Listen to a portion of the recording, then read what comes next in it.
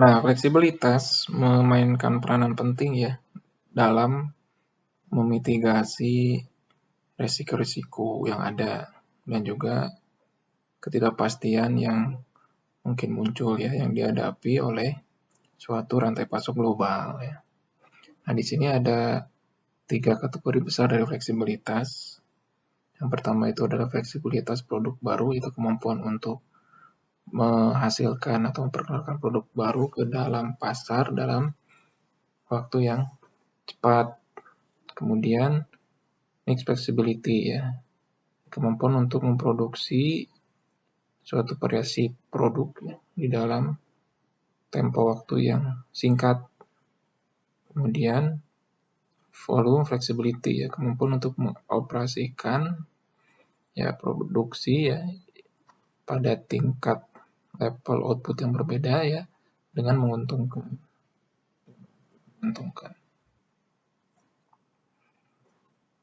Nah, di sini ya kita melihat ada 4 konfigurasi fleksibilitas yang berbeda di dalam jaringannya. Yang pertama di sini ada dedicated network. Kemudian ada fully flexible network ya, kemudian ada chain network with one long chain ya, kemudian ada chain network with two short chains ya. Nah, dedicated network ini ya, yaitu ketika satu fasilitas produksi itu dia hanya bisa memproduksi satu produk. Ya. Jadi kalau di sini itu ada 4 fasilitas produksi ya, maka dia bisa menghasilkan 4 produk. Nah, kemudian ada fully flexible network ya. Ketika satu fasilitas produksi itu dia bisa memproduksi sampai 4 jenis produk yang berbeda. Nah, jadi setiap fasilitas ini dia bisa memproduksi 4 jenis produk yang berbeda ya.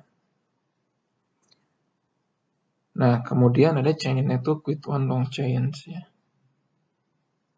Nah, di sini satu fase produksi ya dia bisa memproduksi 2 produk yang berbeda ya.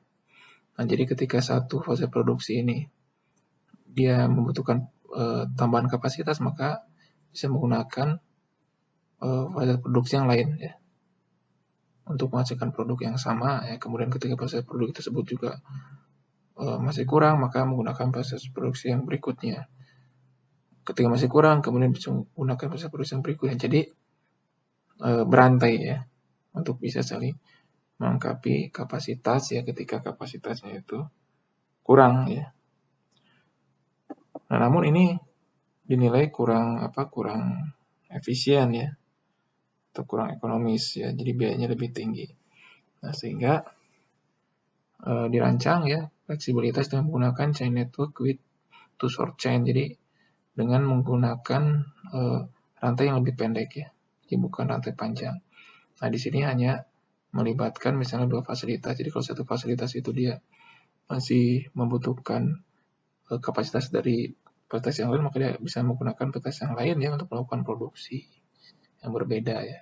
Itu juga sebaliknya, tapi ini dibatasi hanya misalnya dua fasilitas saja ya. Tidak sampai ke fasilitas yang ketiga ataupun fasilitas yang keempat. Nah, ini disebut dengan chain network with two short chains ya. Nah, jadi dengan semakin meningkatnya fleksibilitas ya, keuntungan marginal yang diperoleh dari meningkatnya fleksibilitas tersebut menurun ya. Karena dengan ketidakpastian demand ya, dibutuhkan rantai yang lebih panjang untuk menyediakan kapasitas yang bisa mengantisipasi ketidakpastian demand tadi. Nah, rantai yang panjang ini ya, rantai pasok yang panjang ini ya bisa berakibat kepada biaya tetap yang lebih tinggi ya, dibandingkan dengan rantai pasok yang lebih kecil ya. Kemudian rantai yang lebih panjang juga membutuhkan koordinasi yang lebih susah ya.